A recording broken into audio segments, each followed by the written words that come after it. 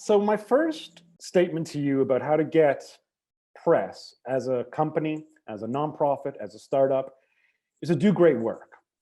And we will notice you.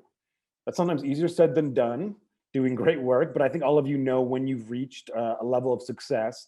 Now, that doesn't mean journalists are always going to come clamoring to your inbox or to your phone line all at one go. Sometimes it can happen in a trickle, but just my main piece of advice, and it's something that I don't think a lot of folks really realize, is that when you do fantastic work in your career and as your organization, journalists, especially those in your field, will notice you.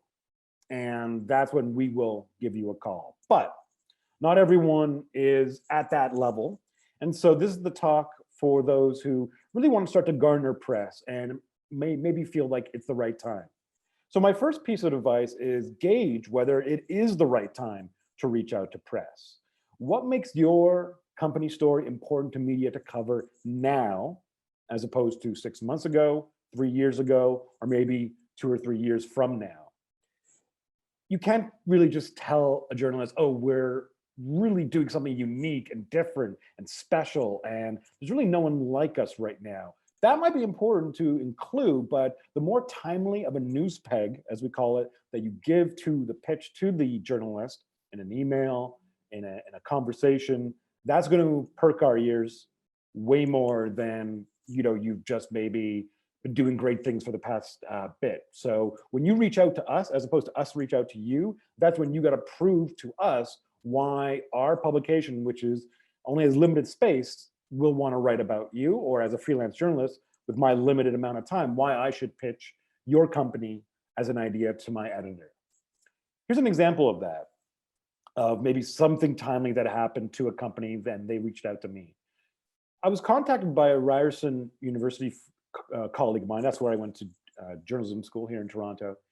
And she said, David, I work for a design and architecture firm, and we're trying out some augmented reality glasses to show our clients how our finished buildings will look in augmented reality, via augmented reality technology. We give them the glasses, we meet them in person. This is, of course, pre-pandemic, and they can actually see the structure, and in this case, the bank that we're building for them, right in front of them, rather than sending a file, like a big file for them to look through a 3D rendering.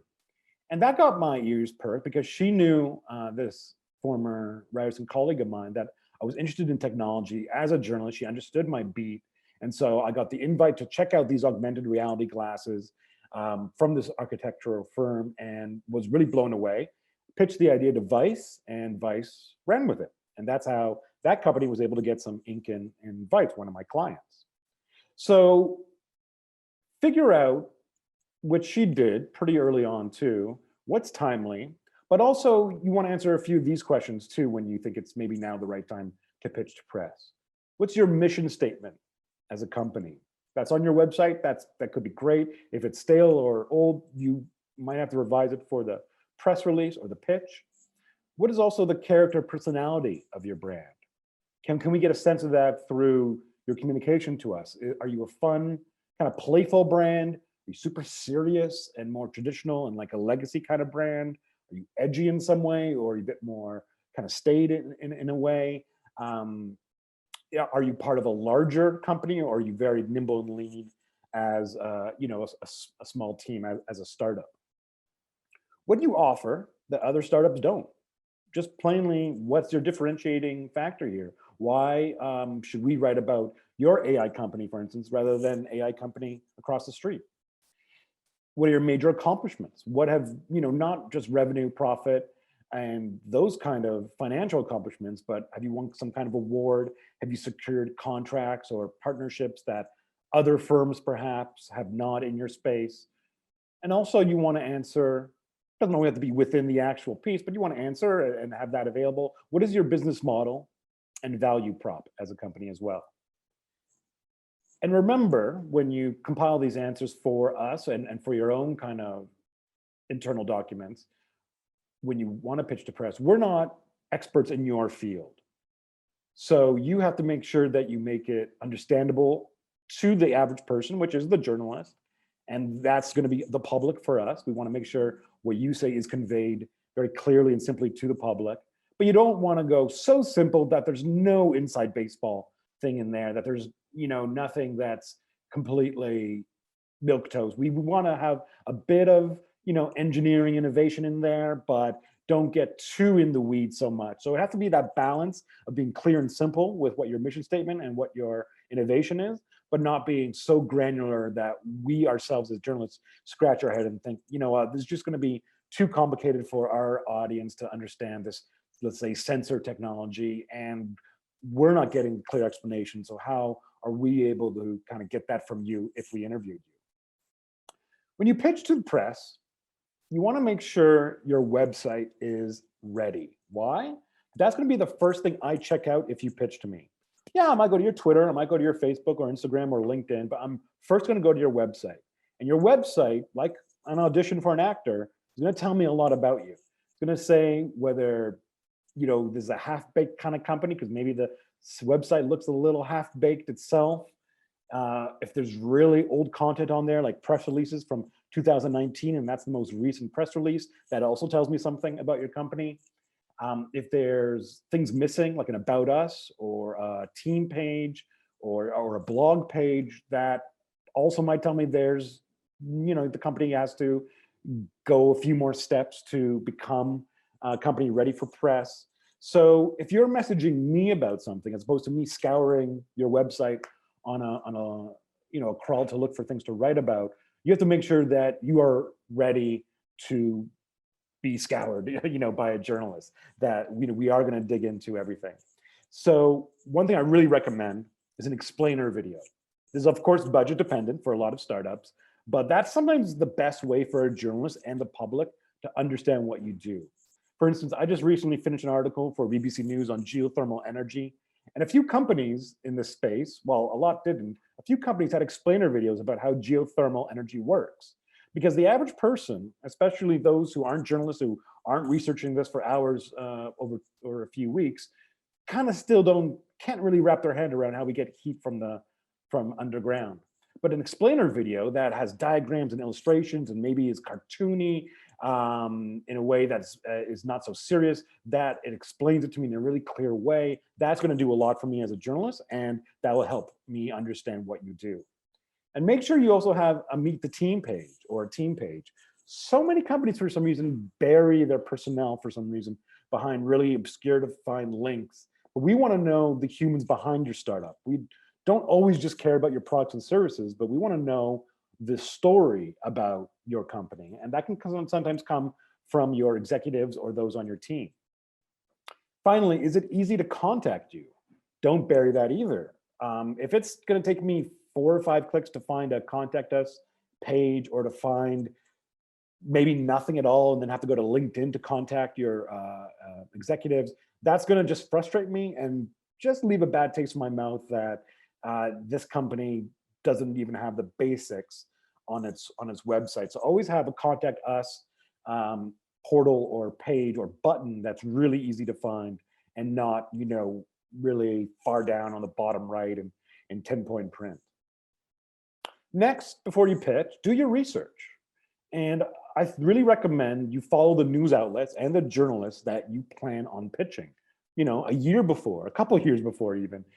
So just so you get a sense of that news outlet's main themes, main topics, main angles. Same thing with the journalists. If you have a specific journalist in mind in your community that you think would be great for them to write about your firm, follow them on Twitter, read what they've written, maybe put their name in a Google News alert so that you get alerted when they have a new piece published.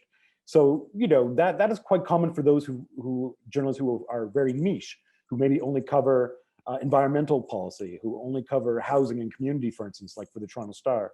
So there's so many niche journalists as opposed to general reporters that could be interested in your field, that you want to make sure you know everything about them, so that primarily you're not pitching a story that they've already covered, and that shows that you're kind of unprofessional and didn't really do your research, and that you're pitching a story that aligns with their interests.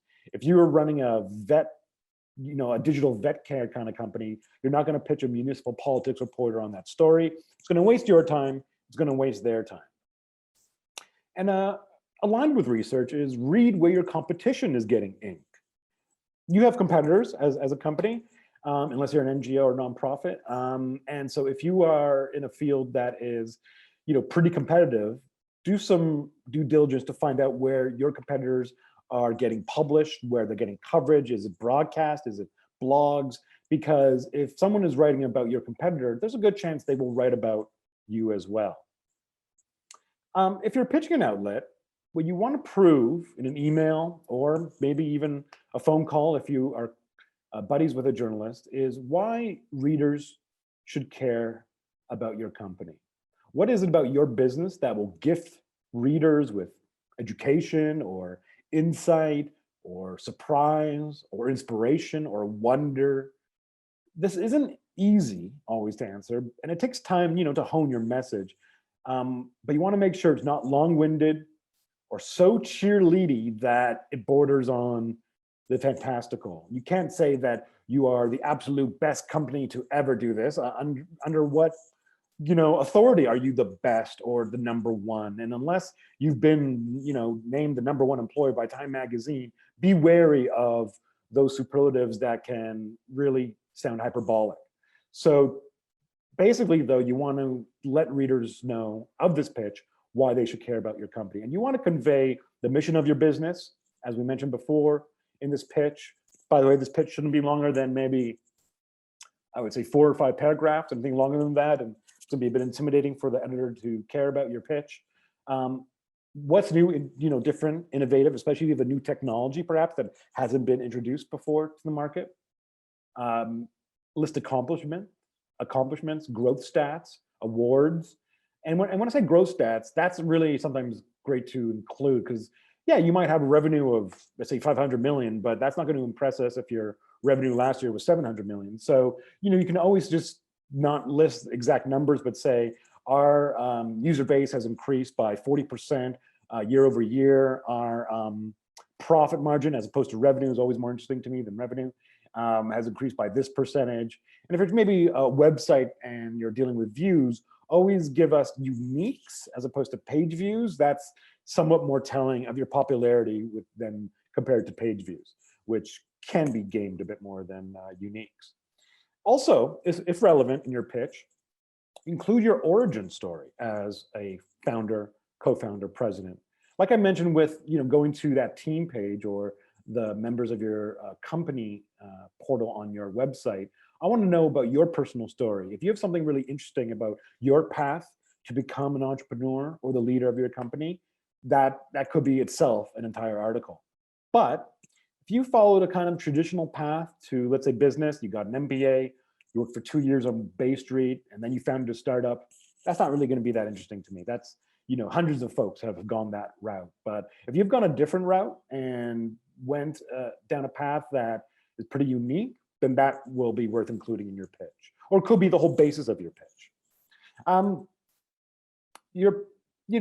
One time I profiled the team behind Flash Food, which is a cool company that works with grocers on ensuring that food close to expiration doesn't go to waste and is offered as a discount to Flash Food users. And what they have kind of established themselves as are experts in food waste. So sometimes you could pitch to an outlet, not profile my company, profile me, we're so great, but hey, if you're working on any kind of story around food waste, I've been in this space for a while at Flash Food. We've been working on food waste issues for at least 5 or 6 years. So if you're working on an upcoming story about food waste, Mr. Silverberg, please consider us. Now, what that does is a different kind of pitch. What that does is cement in my mind that down the road, and maybe not now, or even maybe not this year, if I'm working on a story about food waste, that guy, Josh from Flashfoot, is going to be first in my mind because he already introduced himself to me, didn't sell me too hard on himself, just told me that he's available for interviews down the road. And so I might start that email in my inbox and come back to it down the road. So that's an option for you to do as well. If you or your company are considered thought leaders, even though I hate that word, in your space, or industry experts in your space, whatever that space is. And that's increasingly more and more pitches I'm getting along those lines than profile my company, because you still get press, as an expert in your field, but you don't put the pressure on the journalist to say, profile our company, we're so great, just do everything only about us. If you don't get any traction on your pitch, you don't want to nudge the journalist or editor too soon. I would say around 5 business days, you can wait before you do a quick follow-up saying, hey, David, just wondering if you got my email about my company, which I founded, which has done X and Y. If you're interested, you can reach me at this number. And that's it. Don't resend the entire press release. We got it the first time. There's a reason perhaps we didn't reply to it on the first go around. It could be that we got way too busy that day and we're in a lot of story meetings, or we're on deadline ourselves.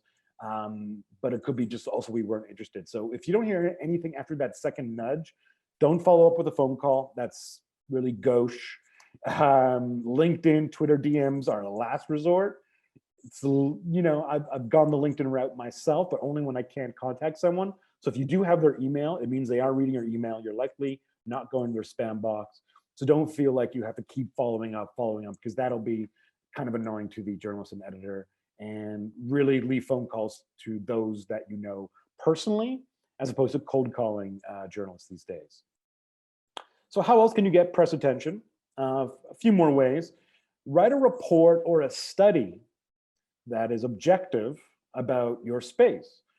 For instance, recently I have a friend who works for Polar Mobile, Kunal Gupta, CEO there, and they just came out with a study all about ad spend in digital media. And they didn't talk about how great Polar is one time in any other slides. They did a very thorough and objective study on where the ad spend space is going in Canada in the coming years. And that's interesting to me as a journalist, because maybe I'll want to cite their study if I ever do a story on ad spend or marketing down the road. So if you can, and this takes a lot of legwork, and it's more of a long-term than a short-term project, especially because I might not contact the author of the study anytime soon. But if you're able to, with your team, compile a really robust white paper or report or objective study on your field that you think would have news value to journalists, that's also worth doing. You want to be an authority figure who can, offer advice too, let's say on panel discussions. One example being in Ontario here, we have a great show called Studio 2 with Steve Paikin on TVO, TV Ontario, and every night there are 3 experts who get at least 40 minutes airtime talking about this or that topic of interest to Ontario residents. So imagine if you can get on that network, that would do a lot more than maybe getting a small, mention in Report on Business magazine. So think about how maybe you can be an authority figure to pitch to broadcast outlets who have these panel discussions on timely topics. And you really want to make sure you establish your credibility in this pitch, you yourself, not just your company, but what have you done? Let's say if we're talking about augmented reality, like my other example, what have you done as an expert in this field to speak about it competently, to speak about it in a way that would make this panel really much more interesting than it would have been without you. And lastly, this is more post-vaccine world advice, but when tech conferences and general conferences come back to our lives, sponsoring these conferences aren't a terrible idea, of course, budget depending, because I've found story ideas by going to tech conferences such as Mesh in Toronto on, that focus on digital media and digital culture, by talking to people in booths during that kind of 50-minute break that you have between panel discussions or keynotes. And, you don't just want to slap your money onto a billboard and say, we sponsored this tech conference and that's it. You want to be active. You want to be a presence at this conference, at this event, maybe a digital conference in this kind of new world we live in. But sponsorship could be one way for you to attract attention from journalists, just as long as also you have something engaging, let's say in your booth or in your setup there at the conference, that's going to be just more than signage. But maybe you have a demo on, running on a laptop. If you make tangible, products that we can touch and feel, bring that out for samples and for us to play with it quite a bit. The more demos you can do at these conferences will tell us journalists that, oh, okay, this is a proven product. It's not just in beta. This is something that I can actually try right now. And I've written about VR firms and VR companies based on this as well when I've been to sponsorships. Lastly, going to quickly talk about what happens when you get an interview. So let's say you did pitch and you did get an interview and things are going great for you. A quick primer though, you want to review everything you've written on your company website. Why? Because I'm going to ask you questions perhaps based on either data or press releases or marketing promo I find on your website. So if you're not up to date on what is on every page of your website, you should really do that before you get interviewed by anyone on broadcast, print, or digital. Now comes the hard part, which is practicing answering questions. Athletes do this all the time. They have a whole person who handles, media handling for athletes. And why? Because they're not used to answering these kind of questions, just like you might not be used to answering questions about yourself or why this or that happened to your company. You don't have the luxury of having a media handler to join your firm, but perhaps you do have the luxury of working with a partner or a colleague on your team for them to pepper you with some questions that you can reply to in the moment of. Ask your colleague to find questions off via your website that could work as potential journalist questions. And the main thing you want to practice when you answer is finding the balance between being clear and simple about what, let's say, your company does, but also not being too long-winded as well. So you want to make sure you answer thoroughly these questions from journalists, but not so much that you go on for 2 or 3 minutes per question. You want to keep it pretty pithy because we have a lot of questions to ask you. We might not have all the time in the world to ask you that. Don't veer off too much from what the question asks you either. If I ask you about your marketing efforts, don't suddenly go into how great your hires have been for recently, because I'm not asking you about hires right now. I'm asking you about marketing. And so if you also want to practice in front of a mirror, that's also great, because you can tell when you're maybe speaking quickly. You can tell when you're doing ums and ahs a bit too much, especially for broadcast or radio. You want to get rid of those ums and ahs, and you want to make sure your flow is almost as smooth as if you're doing an acting audition yourself. Also, you want to tell human stories. Even if your company is all about widgets and technology and interesting innovations, make sure you bring it back to how this is going to help people, how people are being helped, not systems. Even if you are in the B2B space, try to bring still the human element into it.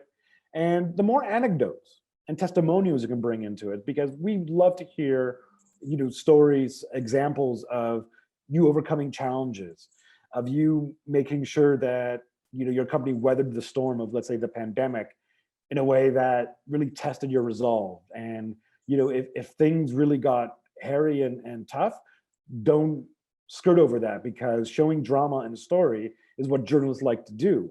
And everything can't be all sunshine and roses in the company, especially during these days. So if you've pivoted, if you've recovered from the pandemic in a really remarkable way, talk about that low ebb you were on, that really hard time you were facing, and then talk about the rise that you experienced.